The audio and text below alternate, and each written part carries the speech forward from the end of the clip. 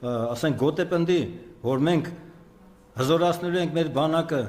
ազատագրելու ենք Արցախը, նա ասում է, որ Ադրբեջանի դեմ պատերազմելու մենք շանս չունենք։ Նույն բանը կրկնում է նաև գլխավոր շտաբի պետ Ասրյանը, որ Ադրբեջանի դեմ պատերազմի մենք շանս չունենք։ Բացի դրանից, նրանք իրենց ուրեմն ունեցվածքը ավելացնելու համար, իրենց փողի համար, ուրեմն վաճառել են Արցախը։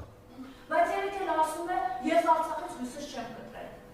Նույնիսկ ասում Միքայելյանը։ Ուրեմն ընդամենը դատարկ խոսքեր են, որ Արցախից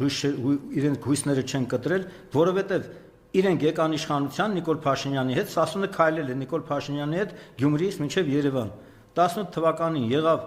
այսպես կոչված իշխանափոխություն կամ համաձայնեցված իշխանատվություն, ես չգիտեմ որն է ճիշտ, համենայն դեպս հեղափոխություն չի եղել, որովհետև ոչինչ չի փոխվել։ Նույն կաշառակերությունն է, նույն անօրինականություններն են, նույն ճնշումներն են դատարանների վրա։ Հայաստանում կան մի քանի